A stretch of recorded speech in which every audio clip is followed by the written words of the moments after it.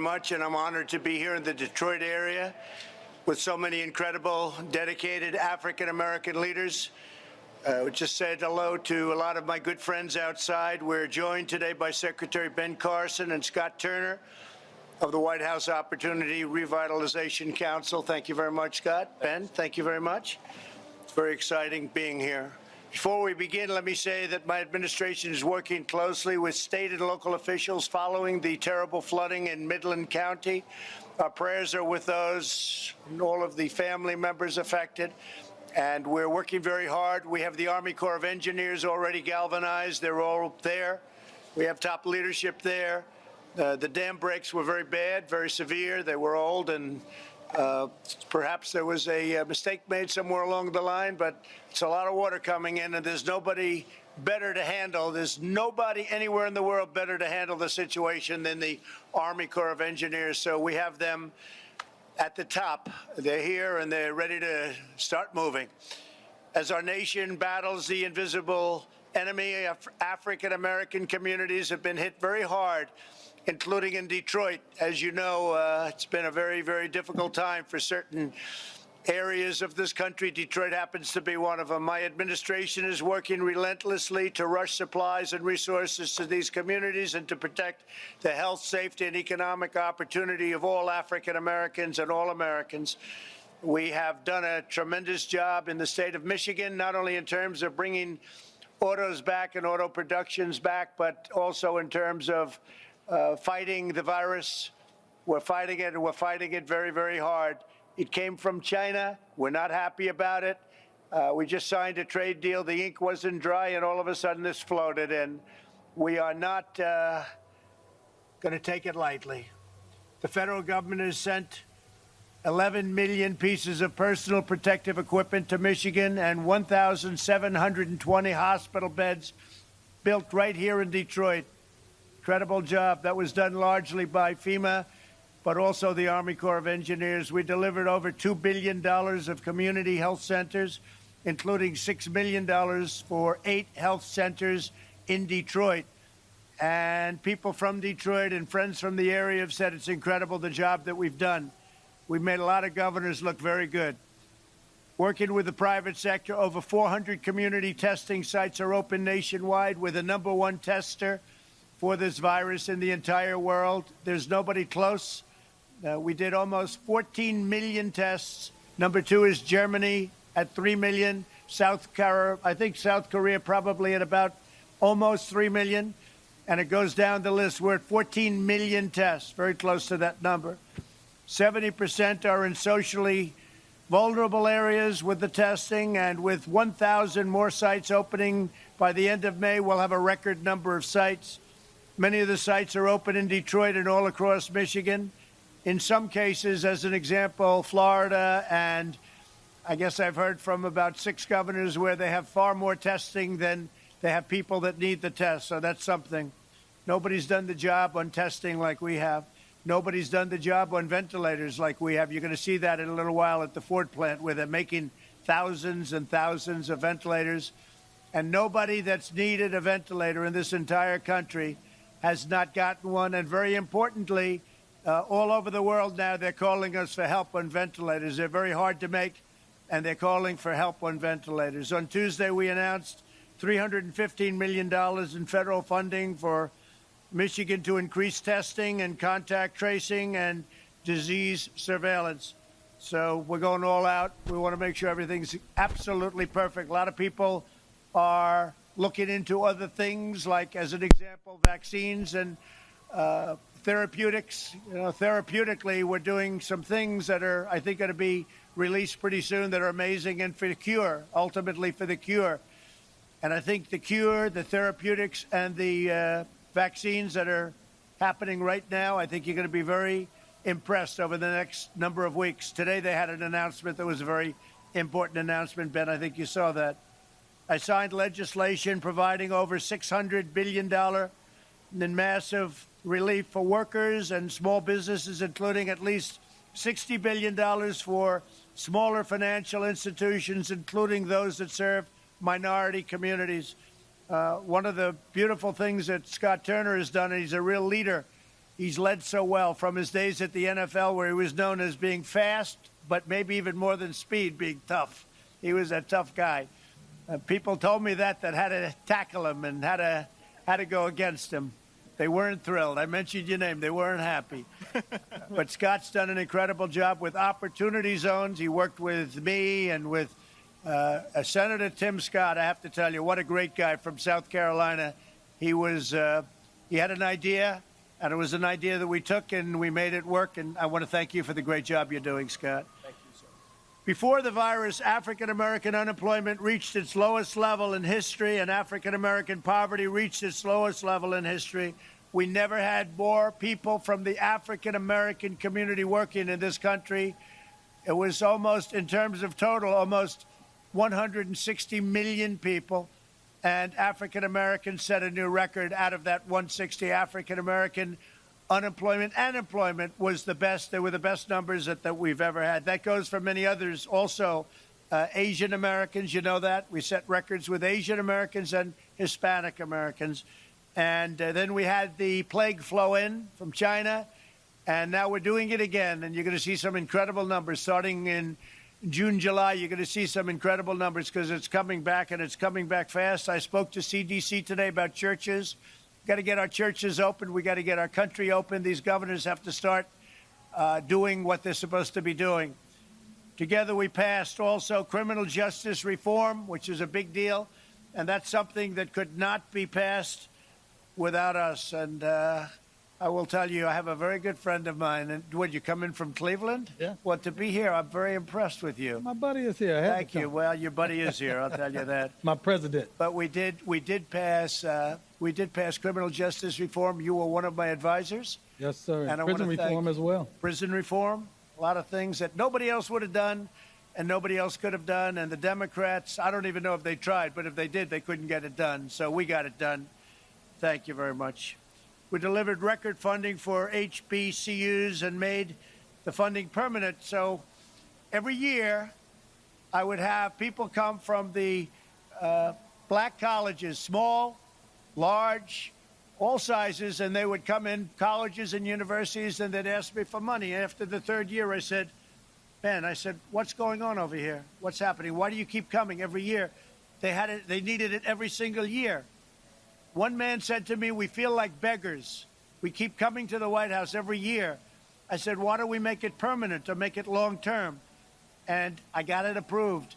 So now your historically black colleges and universities, small and large, great schools, they have long-term funding. They don't have, the only thing is, I said, some of them became friends of mine, the leaders of these colleges. I said, I won't be seeing you anymore. So, and they didn't mind that, actually, because now they can have a life of making their schools great and making their colleges great. But we did that, and I think most people don't even know about that. But every year, 3 years, I got to see the same people and would come in. There'd be 36, 38, 40 in the Oval Office, would take a picture. I'd say, how come you keep coming back? And they said, because it's a year-to-year deal. I said, that's unbelievable for many years, year to year. So they have to come in and beg. He said, we feel like beggars. I said, not going to happen anymore. We got it done permanently. Pretty good, right? Will anybody write about it? No, but that's okay. I think the people know. As long as the people know, Scott, you got to get the word out. My pastor has to get the word out. How are you? Nice to see you. We created nearly 9,000 opportunity zones, including 94 right here in Detroit. And we're opening and we're rebuilding and we're doing a job, and you're going to see the numbers start coming in. The projections came in yesterday. Larry Kudlow was telling me the projections are looking really good. So we built the greatest economy in the world, greatest economy in the history of the world, better than China by a lot. China had the worst year they had in 67 years before the virus came in. They were doing, look, I want everybody to do well, but we were doing better than anybody, and it wasn't even close. There wasn't anybody even close to us. And now I'm going to do it again. We had to shut it off. They came in and we did the right thing. We would have lost millions of lives. We did the right thing, but now we're opening up again. And we're going to open our churches again. I think CDC is going to put something out very soon. We spoke to them today. I think they're going to put something out very soon. We've got to open our churches. People want to go in. I saw a scene today where people are trying to break into a church to go into the church, not to break in and steal something, to break in. They want to be in their church. I said, you better put it out, and they're doing it, and they're going to be issuing something today or tomorrow on churches. We've got to get our churches open. So with that, I'd just like to thank everybody for being here, your friends, your great people, and supporters, but forget the word supporter. I don't care. I want to take care of everybody. And a man who's done an incredible job for me is Ben Carson. Ben, please say a few words.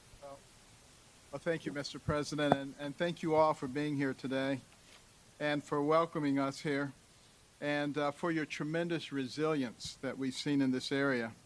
It's said that crisis reveals character, and the COVID-19 national emergency has revealed the indomitable spirit of the people of Michigan and the men and women of the automobile industry.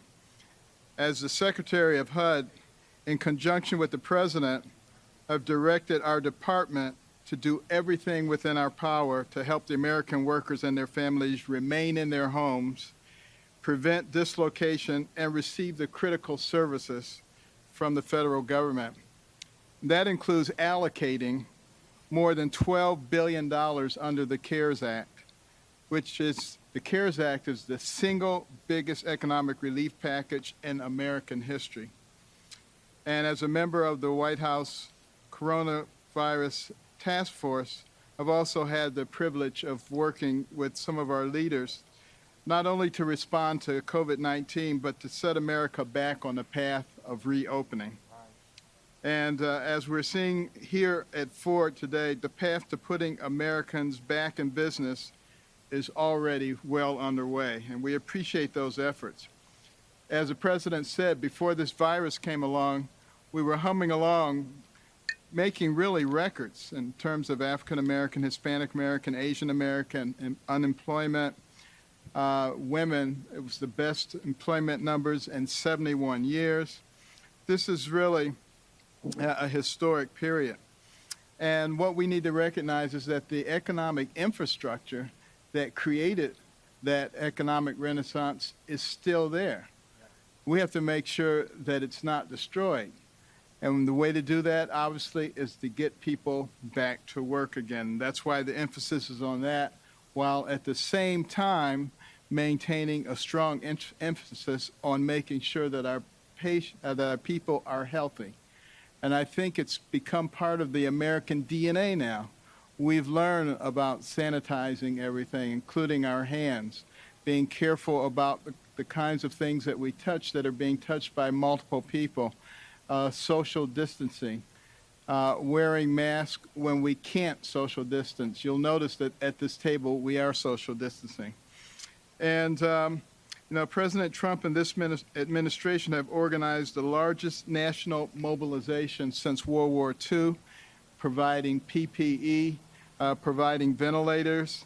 Detroit, which was once the most prosperous city in the nation, because of its industrial infrastructure, now is showing what it can do, and other portions of Michigan, what it can do in the manufacturing arena, real superstars.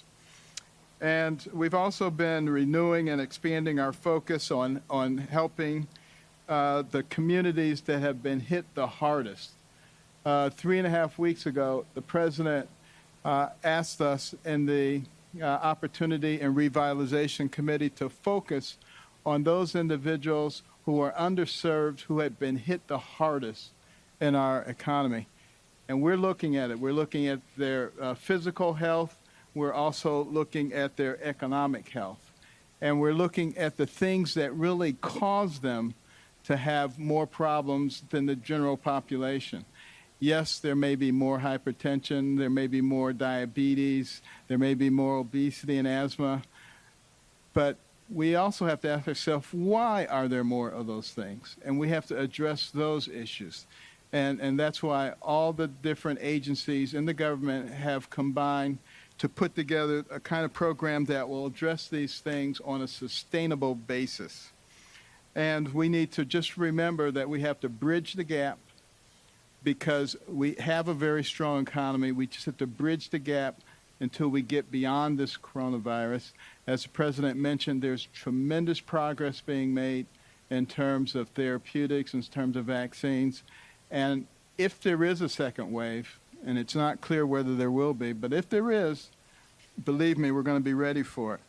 But we're also going to be ready to recapture the spirit that created the most powerful and dynamic economy the world has ever known. It is just around the corner, and I believe that we're going to make it. And, we've learned that in times of plenty, the incredible blessings of the Lord are with us, and when times are not so good, we also know that this too will pass. We will learn from this, and we will be stronger than ever. Thank you very much, Ben. Appreciate it.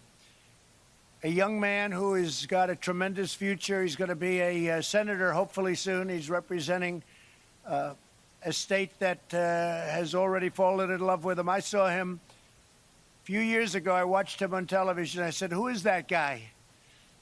And I found out his name was John James. And I said, he's going to be fantastic. And he ran a great race, and now he's running a race that's incredible. He loves the people. He wants to help the people. He's running for the United States Senate. Everybody knows that in this great state, Michigan. John, would you say a few words, please? Yes, Mr. President. And Mr. President, thank you for coming. Thank you. I'm tremendously honored to have the opportunity to speak on behalf of the state and communities who have extraordinary needs to the President of the United States of America. We're one of the hardest hit states for COVID, and now devastation has struck central Michigan, where more than 10,000 have been evacuated. Our hearts and minds and prayers are with them. Small businesses continue to need support. Our food banks have capacity needs, and shelters need funds, which is why we've repurposed our campaign funds in large part, giving back a nickel for every dollar we raise to help feed the hungry, to help clothe the naked, to help heal the sick and take care of our veterans. Recently, we've given $200,000 to a medical facility in Detroit, in-person testing Detroiters in the toughest hit area in the country, and working with my friend, Representative Whitsett, distributing hundreds of thousands of meals. I'm not going to steal her thunder. She's doing great work. And, at our logistics company, an automotive company headquartered in Detroit, we were able to help her there. We actually process and ship material made in this plant, sir, and we sell them abroad. We keep American jobs here. Right. By making people buy our American goods. We ship American goods, not American jobs. So I've said for a long time, sir, you don't need to go to Venezuela to see the effects of socialism. You can ride right down the highway in Detroit. And I recently penned an op-ed in Michigan Chronicle about how 40% of Michigan COVID deaths were African Americans. And when you look at the 14% of us that's made up, it gets to Secretary Carson, Dr. Carson's comment about having a more sustainable path. Mr. President, I believe and agree with you that the 21st century prosperity agenda that focuses on economic security, health and wellness, and having leaders with personal stake in addressing generational poverty among blacks in Michigan and around the country is something that you've agreed with and you've set your mind to, because as we all know, both natural and man-made disasters always have a way of unmasking generations of disinvestment and exploitation of African Americans. I think that a great start is something that you've already done, Mr. President. This is the Motor City. This is the arsenal of democracy. And when called upon, Michigan Detroiters stood up. We're making ventilators right past this pipe and drape because you called, the president called, the nation called, and Michigan stood up. I believe that you know us for cars and trucks. I think in the future you can know us for planes and rockets. Mr. President, you're moving jobs back from overseas. You're moving chip manufacturers to Arizona. You're bringing pharmaceutical manufacturers to Virginia. I think that we have an opportunity to bring aerospace and rockets back to Michigan. You signed an order, Mr. President, Executive Order 13806, way back before this crisis came, assessing and strengthening the manufacturing and defense industrial base and supply chain resiliency of the United States. You know when you signed that, Mr. President? You signed that in July 2017. I don't think that you've been president at that time for, 8 months at that point, or 7 months at that point? And you were already thinking about our supply chain and sustainability and repatriation of jobs and our economic strength.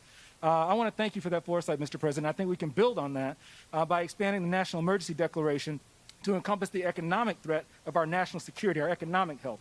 I think that Michigan once again can stand up when called by its president and looking at additional opportunities for F-35 and looking at launch initiatives with Oscoda-Wordsworth for space and polar orbit, but also TACOM expansion. Sir, We have the workforce here, but we need data, we need training, and we need jobs. In order to emerge from this with a more sustainable path that Dr. Carson laid out and like you have been laying out for the better part of the past 4 years, Mr. President, things made here are better, and I trust the people of the state of Michigan and the United States of America. So I'm looking forward to working with you and anybody else who wants to protect American jobs and protect American health. So thank you for being here, Mr. President. Well, thank you, John, and you're doing a fantastic job. I'm getting all sorts of reports, glowing reports, and if you do come to Washington, you have my ear, and your gentleman that you're opposing, I'll tell you, nobody even knows who he is. Nobody knows who he is. Nobody ever heard of him, and he's a senator. So go out and do the job, finish the job, and you're going to bring a lot of wealth back to this state because it deserves it. Okay? Thank you very much, John. Thank you, Mr. Really great job. I want to just call out J. Ron Smith. He's been here with me like from the beginning. We never call him out. He works so hard. I say, I want to call him out. He doesn't want to be. I don't know. He's not a shy man, but he's a very capable man. And you've been right from the beginning, and I want to thank you. If you'd like to say something, you can. He never wants to even bother, but this is one tough, smart cookie. Go ahead, J-Ron. Well, I'll say, first of all, Mr. President, thank you so much for your leadership. A lot of the challenges that are in the African-American community are historic in nature. Of course, the COVID pandemic has shined a bright light on some of those historic disparities, whether it's access to capital or if it's access to health care or, the environments that people grow up in. What we've established through the White House Opportunity Revitalization Council that you set up 2 years ago, set off to take upon that challenge, to change it. When you ran and wanted to make the country great, it was making the land of opportunity again. Opportunity for all Americans, whether you're African American in Detroit or you're from Appalachia, or a Hispanic American living in San Antonio. Everyone should be get a chance to be a part of the American dream. And since we had that infrastructure in place, the White House Revitalization Council, it made it easy for us to renew that focus and help with the recovery of underserved communities. And through that council, we're developing even more muscle with partners here at this table to help us really change the way we've ever done things for these vulnerable populations. And I believe that through your leadership, we're going to arise out of the ashes of this like a phoenix, stronger than ever. And so thank you so much, and we look forward to continuing to work with you. Well, I just want to thank you for being an incredible talent in the White House and a friend of Jared and a friend of the administration. You've done a fantastic job. Thank you very much, Jaron. Appreciate it. Representative Karen Whitsett, highly respected person, loved in the Detroit area. She only wanted one thing. She wants to take care of people. She doesn't care if they're Republicans, Democrats. She couldn't care less. And I saw her story on television, and it's an incredible story, but she's an incredible woman. And I don't care if she's a Democrat or a Republican. I just think it's very important that we keep her here and healthy, and she will take care of whoever she has to take care of. And it's an honor to see you, and I really appreciate it. If you'd like to say a couple of words, Karen, please. Well, thank you, Mr. President. It's just an honor and a pleasure to be here and that you wanted to include me in this wonderful conversation. I am truly honored and humbled to be before you right now, to be able to discuss some of the issues that have transpired in my community. I thank Dr. Carson for pointing out some of the most troubling things that we do have going on in the community, but you have started working on these things long before now. And I do, Mr. President, give you a lot of credit for that, and I thank you for it. Thank you. We as a community have been struggling, and as you know, our poverty level is extremely high in the area, and everyone is not meant to go to college. So one of the things I would like to point out is that training is a necessity and a need, as John has mentioned. That is something that is imperative for the community. If we have proper training, then we can change our renters into homeowners. We can change the dynamic of my community that I have been in since 1969. And my husband and I, we grew up on the same street. We've been there since, like I said, 1969, and my in-laws still live a few doors down from me. And I know how great our community... You get along with them still? Yes, I still do. I love my mother-in-law. One of the few. As I was saying, that it's imperative that I know that our community can change. I know what it can go back to. I know how wonderful it was before, and I know what it can grow back into being. If we can turn renters into homeowners, if we can put the dollar back into the community, if we can change the lives of single mothers that are struggling to make ends meet, which we have been doing with, food distribution, but food distribution is not the end all. We don't want to stay where people are asking for things constantly. We want people to be able to stand on their own 2 feet and be resilient within their own community and take pride in that, as well as being able to, as you addressed about the historical black colleges. I would love to see a historical black college in the city of Detroit. I think that would be amazing, and I think you're just the president to be able to make that happen. It's an interesting idea, actually. I think that you can And they've make got that a lot of happen. money now. I think They're all you- set. So I don't know. well, Maybe we can work something out. I think you can We'll make talk that about happen. that. I would love to talk We'll about talk that. about that. Thanks, Jack. Also, funding for home repairs for our seniors. Our seniors are really struggling, and everyone does not have children. Everyone does not have a spouse, and they don't have family they can count on. So our seniors are suffering because they do not have money for repairs for their roofs, for ramps, and for their porches. And it's something extremely important to them, and to be able to maintain, as you know, to be able to maintain seniors in their homes is life-changing. I mean, we have programs that assist, but we don't have programs that directly address this within the community to be able to empower seniors to stay in their homes. And I think we can make a whole world of difference by doing that. And you've considered everything else that I wanted to talk about. No, but I think your idea about historically black colleges, universities coming here, one real good one, Yes, I think it's a great idea. thank you. With all you said, that really, I remember everything you said word for word. But you know what? That was an idea I hadn't heard of. I don't know if anyone's ever thought of that. But, John, you want to start working on that, please? Absolutely. Isn't that a good idea? That's a great idea, and I have Okay, a couple so- ideas of exactly where to put it, Karen. I don't know. Thank That you. might have been a filler for you. It might have been just a filler, but it wasn't a filler up here. No, it's not. That's It's not a great. filler. It's we're not a we're gonna have filler. John James work on it. If John works on it, I'll bet you it happens. Oh, okay? I know it'll happen. I mean, John James is the man to make that happen. We've been working really great together, and Good. I'm looking forward to continue working with you and the White House to Good. be able to continue. And Jerron has been awesome to work with. So And say I hello thank to you. Say hello to your husband. I will. He's actually in the car. Oh, he's in the car. Can we bring him in, please? Is he all right? I mean, why is he in the car? He Because can't make it, Scott? You mean he doesn't qualify? Would you do me a favor? Could you have somebody go out and find him, take his car, let him come in? He only saved your life, right? He only saved my She was life. not feeling too well one night, and she said, would you do me a favor? Go down to the store and get a particular thing. And that was a big evening. No, he does not deserve to be sitting in a car. Let's bring him in, okay? No, and I also took a note from you, and so I actually filed a lawsuit to the governor today as well. So Okay, I thought good. that you would like to know that. That sounds very good. You got my note, right? Yes, I did. Good. Thank you very much. Great job. Scott, could you say a few words, please? Outstanding guy. Yes, sir. Thank you, Mr. President. And I'm so humbled to be here with you, sir. And thank you for your leadership and really your heart for America and the heartbeat of America. And thank you all for being here, servant leaders at this table this afternoon. And so I'm honored to sit with you. You know, Detroit, as I wrote down, and, Secretary Carson having roots here, I wrote down, Detroit is the epitome of hard work and ingenuity and innovativeness. And I think that same spirit and resolve is still here in Detroit. And it makes, so I'm grateful to be here. And Jerron talked about the White House Opportunity and Revitalization Council and how the spirit of that council is economic development and also community development and social impact, to see those inside of the communities in which we serve to thrive and to benefit and for long-term sustainability. And I just want to encourage everyone here that our vision and our spirit is still the same. We are not unaware, we are not, oblivious to the severity of the COVID, but our mission remains. Our face is set like flint. We are steadfast, and we're not going to be moved by this.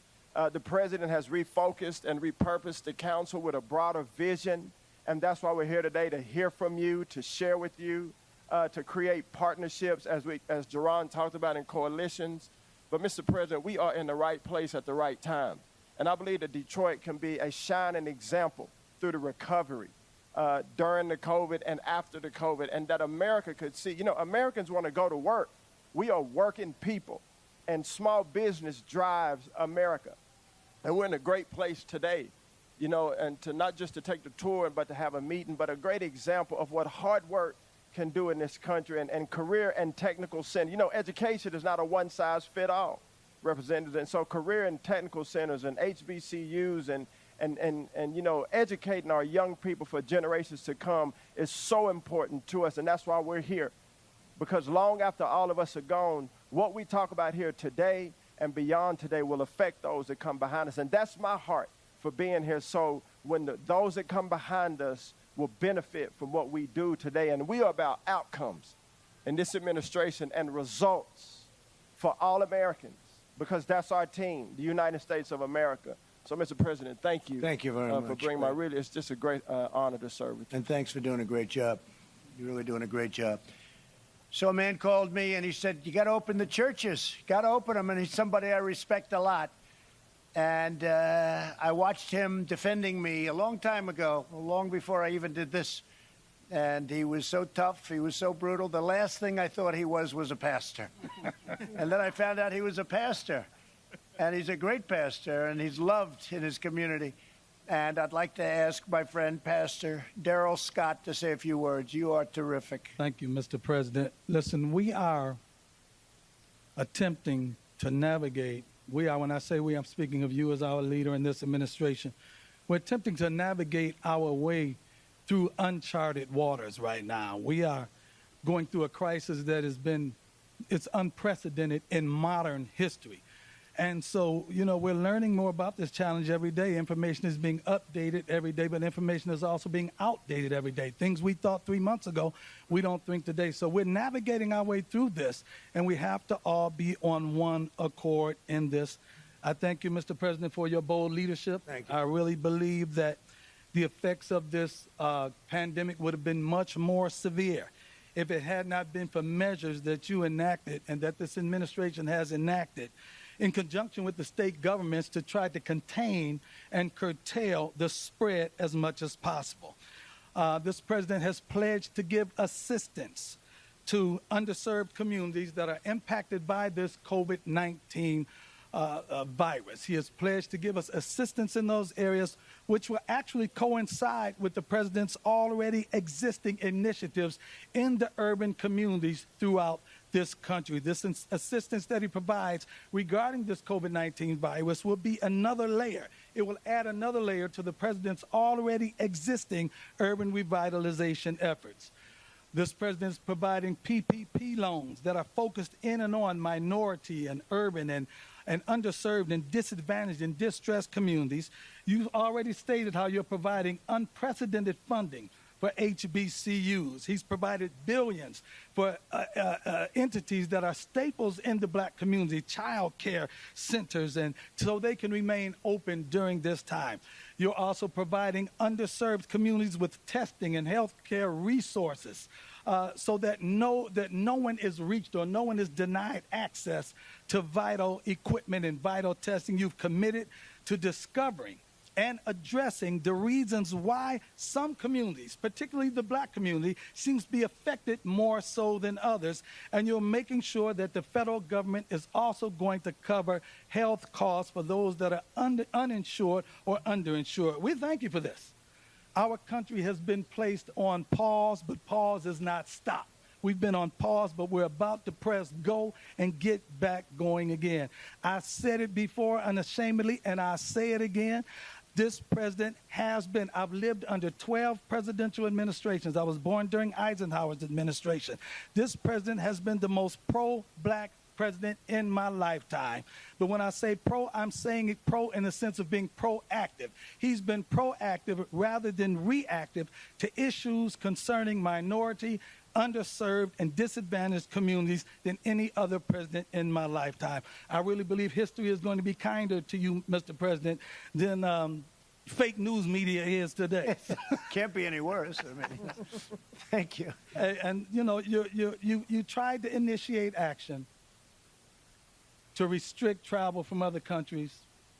And, you know, we're seeing that you were a visionary in that area.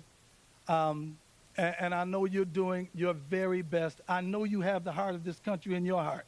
And I know you're doing your very best to preserve this great union.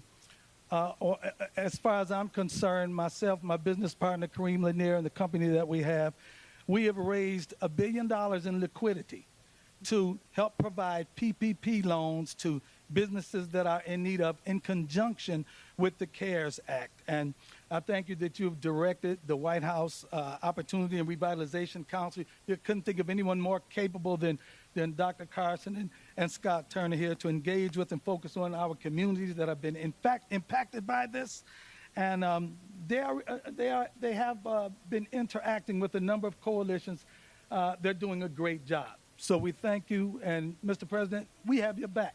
Thank you, Daryl. Because we know you have our back as well. I do. So God bless you. Thank you very much, Daryl. Now, I'm going to be making a tour of the factory with the head of Ford and some other people, and I'd love you all to join me if you could. Would anyone like to say anything? Yes, please. Hi. I'm Dr. Audrey Gregory. I am a nurse, and I'm also the Chief Executive Officer of Detroit Medical Center. Yes. So when we talk about the impact of COVID-19, I lived it, I staffed it, and we went through it together. From the beginning of the pandemic, we've always had the focus of making sure that our patients were cared for and our staff were cared for. And so we began rapid testing and talking about partnership. We were able to do this with Wayne State University. And by the way, just as a note off my script, we do have medical students from Meharry at Detroit Medical Center, which is the good. HBCU. Very good. So we have done many things. We have partnered with the city. We have partnered with the state, and I think many of the steps we have taken has gotten us to the point where I'm proud to say that we're starting to see a decline in the state of Michigan. I will pause here, though, Mr. President, to say thank you. I am filled with pride and actually humbled by the fact that the President of the United States has taken time out of his day just to stop and listen to what I have to say. Very so thank nice. you. That's very nice. Thank you very much. So where healthcare is concerned, since I am representing the healthcare organizations, we're now at the point, and Dr. Carson certainly alluded to some of the chronic underlying issues that the Black community faces. And so we're at the point now in our journey where we're encouraging people to return to hospitals, return to the emergency rooms, because we want to make sure that the chronic issues are addressed. I would be remiss if I did not pause to say thank you to the incredible frontline workers that have just given heart, soul, muscle, and sweat to make this a possibility even for us, not just at the Detroit Medical Center, but throughout our city. The strength and their commitment and their dedication has been humbling and also inspiring. And I believe with all my heart that they're the reason, along with all our community members who have taken on this fight, that we're winning this battle. So some of the highlights is the fact, and J-Ron and I have talked, we've certainly worked through strategies for the Black community, so thank you. One of the things, to his point, is that the pandemic has certainly just brought to light some of the disparities that have already existed. And I will say that I'm honored to be appointed to our state's coronavirus task force. And through that, the goal of the task force is really to address some of the inequities and figure out in the long run, what do we need to do differently. And so we need help to continue this fight, Mr. President. As you know, hospitals were significantly impacted.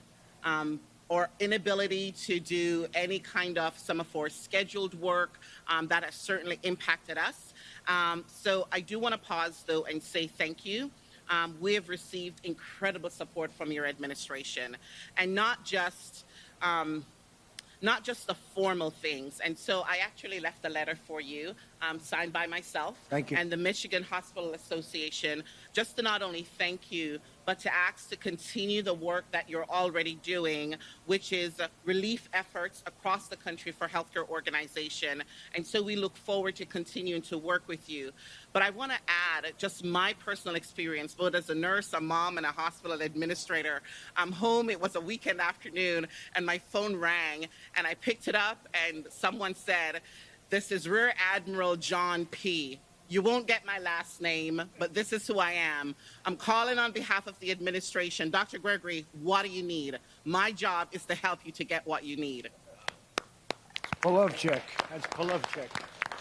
once I recovered, I knew it wasn't a spam call. It was a great relationship, not just for me, but for the hospitals in Detroit. And I think the moment that wowed me, because I'm so big on follow through, is that a few days later, the Rear Admiral called me and said, Dr. Gregory, did you get what you need? And so there is my script, and then there is my personal story of engagement and what it takes to get us there. So the hospital community, on their behalf, I want to thank the state and the federal government for swift financial support. The federal government, all that you have distributed so far, we thank you. This has helped our hospitals to remotely stay somewhat liquid, but there's a lot more work to do. And I want to thank Ford, who has worked with us. Some of our PPE have been from Ford. And then thank you for signing legislation to support healthcare facilities. Now, the ongoing support for Detroit is vital, and Michigan hospitals need help to continue to ensure financial viability. But I just wanted to pause to say thank you for being with us in this fight. Thank you very much. Very nice. I appreciate that very much. Alfonso, if you could. And I guess we're going to be a little bit late. We have the head of Ford waiting for us right now. We're going to walk through the plant. So we'll go perhaps quickly. And I think we have Robin going to speak too, right? Yes. So why don't we go quickly, and we'll take a couple of questions from the fake news, and then we'll go and tour the plant. Yes, Okay. Mr. President, I'd Thank like you. to say it's an honor to be here, and it's an honor to be invited out. As a developer working with several communities in the state of Michigan, I believe that the Opportunity Zone has been a great opportunity. Jerron and his staff, his team has done a great job, and we appreciate you having the foresight to put them on the ground here. Thank you. Yeah. In fact, they're doing such a great job. I received calls asking for Mr. Smith's address. They think they're going to go to his office and talk to him because he's ready. He's the big power. Yeah, he's doing a great job. So as a developer, talking with several mayors that welcome you in Wayne County, they said you're more than welcome to come to the cities whenever you want, or the vice president.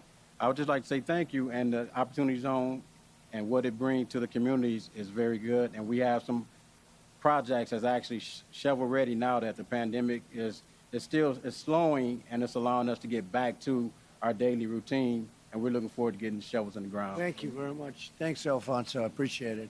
I heard you're doing really well, too. That's great. Robin? Hello. Hi, Mr. President. How are you? It's such an honor to meet you. Thank you. It's my honor. Thank you so Thank much. you. I want to first tell you thank you so much. I am a COVID-19 survivor, and I got diagnosed probably about a month and a half ago as positive. And just sitting at home and, watching TV and heard you talk about hydrochloroquine and talked to my doctor. We took it, and within 5 days, I'm here to say I'm good to go. So A lot of people have said that. yes, and so I want to first. I go thank off it tomorrow, I think. Oh, really? I took a while. Yes. I was exposed to a couple of people, and I said, let's give it a shot. The doctor said he recommends it, but I looked at the story of Karen and many others, and I said, what do we have to lose? That's what I said. Anyway, so you had a good experience. I had an excellent experience. A lot of people do. Yeah, I had. It was. I'm a bronchitis. Used to have bronchitis as a child, and so to have that breathing interaction going on again from, I'm telling my age, from about 30 or 40 years later, it's just like, whoa, what's going on here? So to be able to get that particular prescription and be able to take it and to be able to breathe again and within hours was just amazing. So, So and if you had I'll the be honest. bronchitis, if you had the bronchitis problem, you're a prime target of this invisible enemy. Right. Yeah. I thought I had grew out of it. You know how they say you grow out of things. So I haven't had an actual episode since I was 13 years old. Right. So to have one when I'm now 50, which I might as well tell it now, is just like, okay, wow, where'd this come from? So Right. it was quite a little scary thing. But I must admit, it was like I said, within hours. How bad did it get?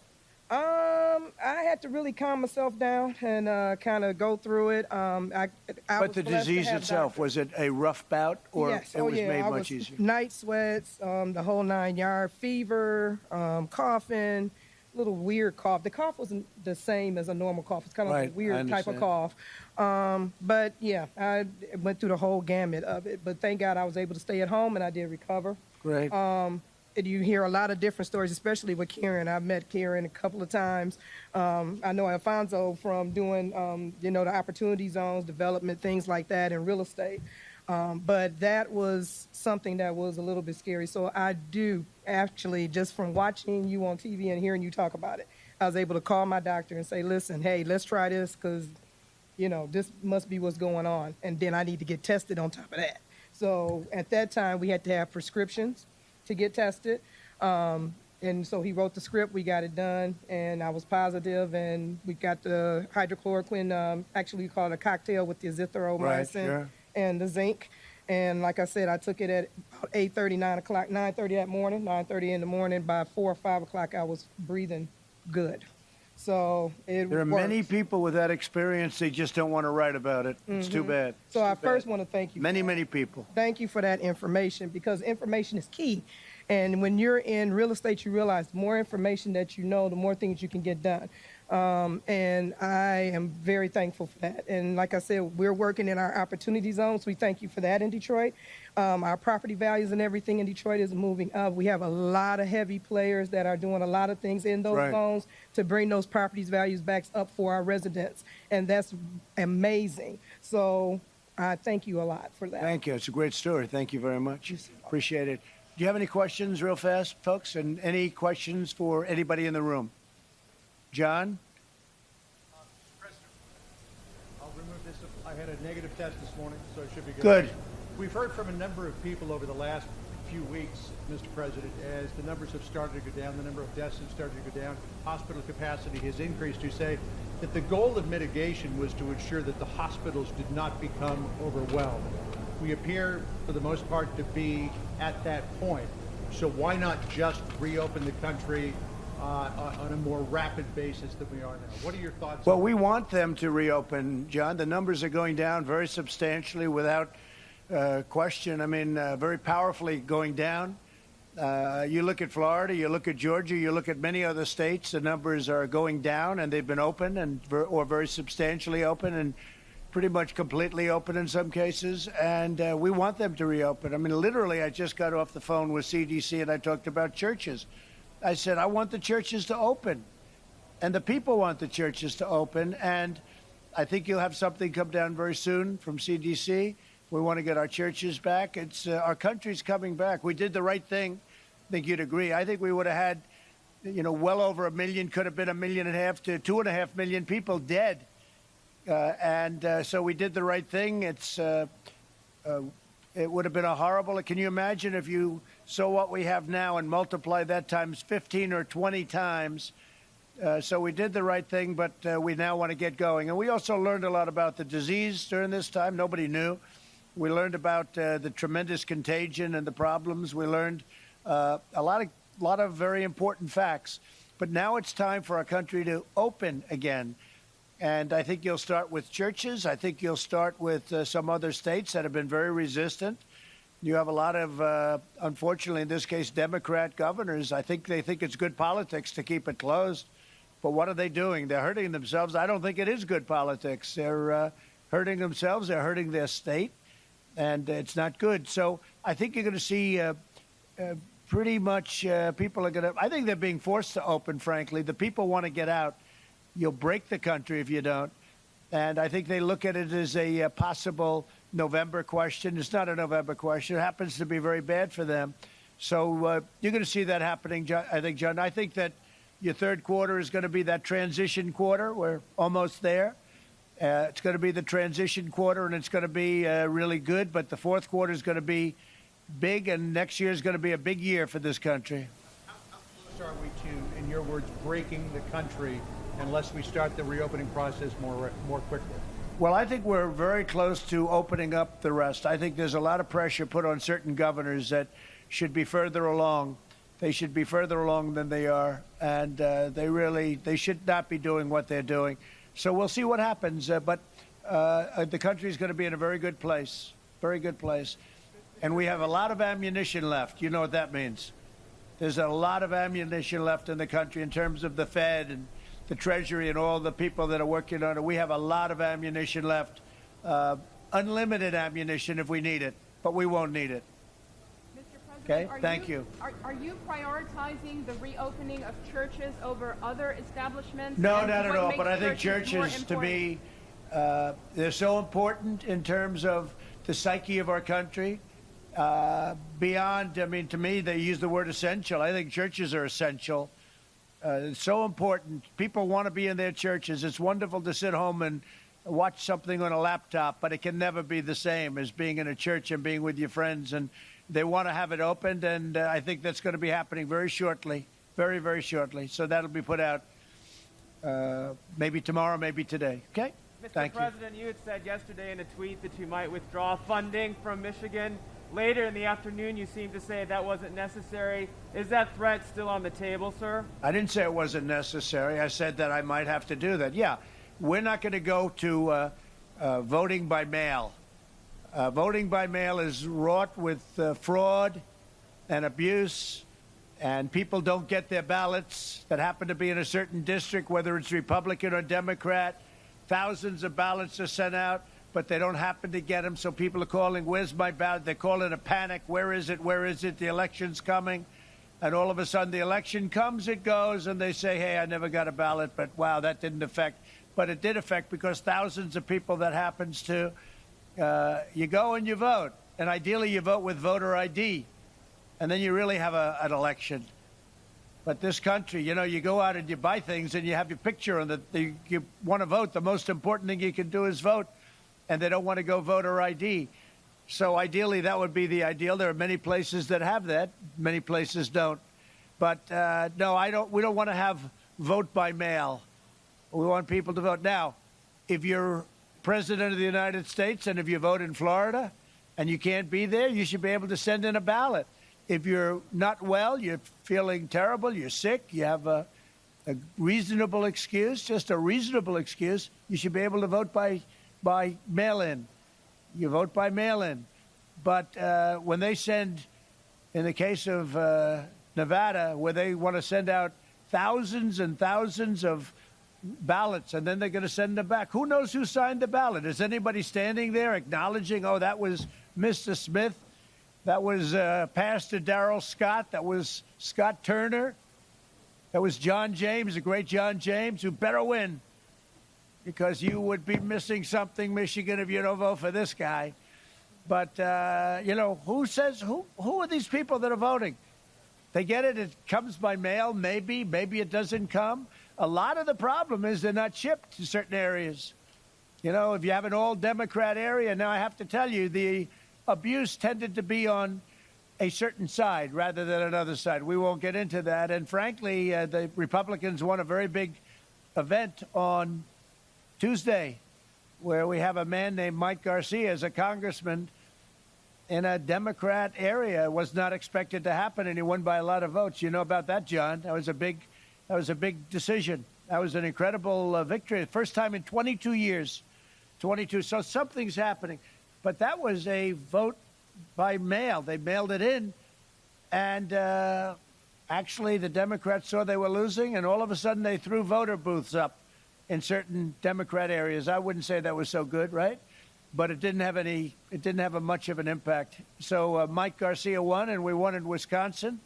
But we can't do that. To vote, to really vote, and without fraud, you have to go and you have to vote at the polling place. People have to check you in. Go ahead, John. Clarify, sir, what federal funding you're considering removing from Michigan. Oh, I'm not going to discuss that. There are so many forms of funding, and we're not going to discuss that. What we want is good, straight, honest voting. Okay? Honest voting. And by the way, if that could be honest, which obviously it can't be, you get a ballot, you're sitting in your bedroom signing it. Who knows who's signing it? Who knows that it ever gets to your house? Who knows that they don't pirate? You know, they pirate these applications. They print new voting forms, and then they send them around. People sign them, or one person signs them with different pens and a different signature every time. It's obviously there's going to be fraud. We're not babies. There's tremendous fraud. You have all of the harvesting. You have all of the things they walk in at the end of a race. We had a lot of them in California. They walk in, Ben, at the end of a race, and they dump thousands. You think the race is over. You think somebody won, and then all of a sudden, out of blue, come thousands of votes at the very end. Oh, what happened? Harvesting. Wonderful thing, harvesting. They just happened to find thousands of ballots just at the end. So somebody that thought he or she was going to win the race all of a sudden gets clipped. We can't have that. John, go ahead. Mr. President, in the midst of this coronavirus crisis, the Chinese government is considering a new national security law that would give it the authority to clamp down to a greater degree on Hong Kong. Do you have a message for the Chinese government about changing the relationship with Hong Kong? Well, we'll have to see what happens. I haven't seen it yet. I've gotten a little briefing, but I'll have a statement to make at the appropriate time. Okay? Hong Kong's been through a lot.